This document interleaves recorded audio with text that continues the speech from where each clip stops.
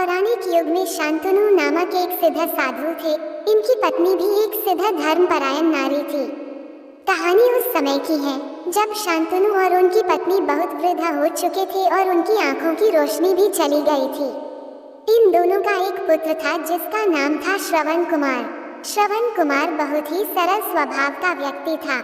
माता पिता के लिए उसके मन में बहुत प्रेम एवं श्रद्धा थी। वो दिन रात अपने माता पिता की सेवा करता था। अपने माता पिता का बच्चों की तरह लालन पालन करता था। उसके माता पिता भी स्वयं को गौरवशाली महसूस करते थे और अपने पुत्र को दिन रात हजारों दुआएं देते थे।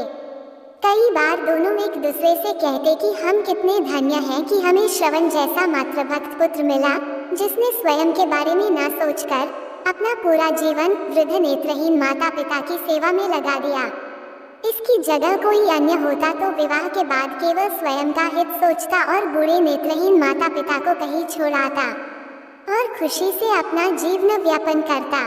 जब ये बात श्रवण ने सुनी तो उसने माता पिता से कहा कि मैं कुछ भी भिन्न नहीं कर रहा हूँ, यह मेरा कर्तव्य है। जब मैं छोटा था तब आपने मुझे इससे भी ज्यादा अच्छा जीवन दिया और अब मुझे ये सौभाग्य प्राप्त हुआ है कि मैं आपकी सेवा करूं।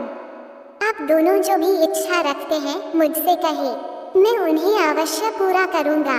तब शांतनु और उसकी पत्नी कहते हैं, पुत्र श्रवण, हम दोनों की आयु बहुत हो चुकी है, अब जीवन का कोई भरोसा नहीं है।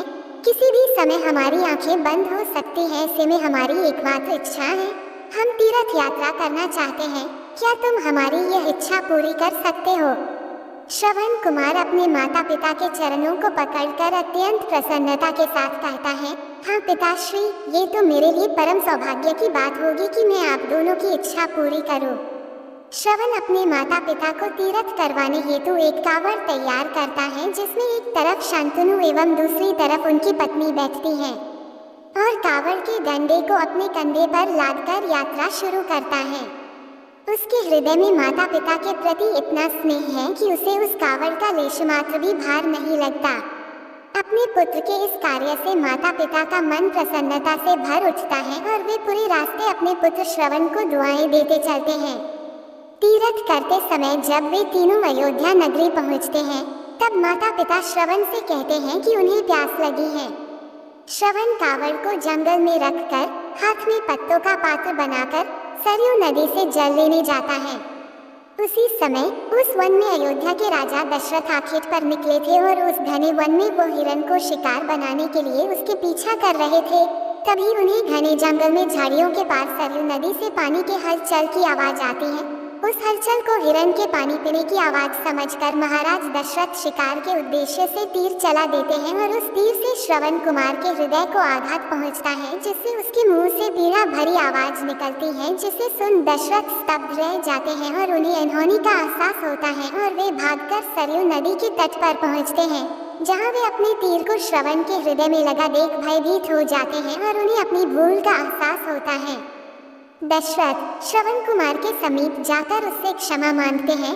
तब अंतिम सांस लेता श्रवण कुमार महाराज दशरथ को अपने वृद्ध नेत्रहीन माता पिता के बारे में बताता है और कहता है कि वे प्यासे हैं, उन्हें जाकर पानी पिला दो और उसके बाद उन्हें मेरे बारे में कहना। और इतना कहकर श्रवण कुमार मृत्यु को प्राप्त हो जाता है।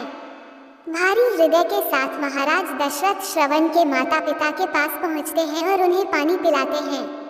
माता पिता आश्चर्य से पूछते हैं, उनका पुत्र कहाँ है? वे भले ही नेत्रहीन हो, पर वे दोनों अपने पुत्र को आहट से ही समझ लेते थे।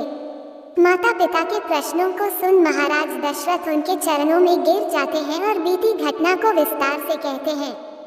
पुत्र की मृत्यु की खबर सुनकर माता पिता रोने लगते हैं और दशरथ से उन्हें अपने पुत्र के पास ले जाने को कहते हैं। महाराज दशरथ कावड़ उठाकर दोनों माता पिता को श्रवण के शरीर के पास ले जाते हैं। माता पिता बहुत जोर जोर से विलाप करने लगते हैं।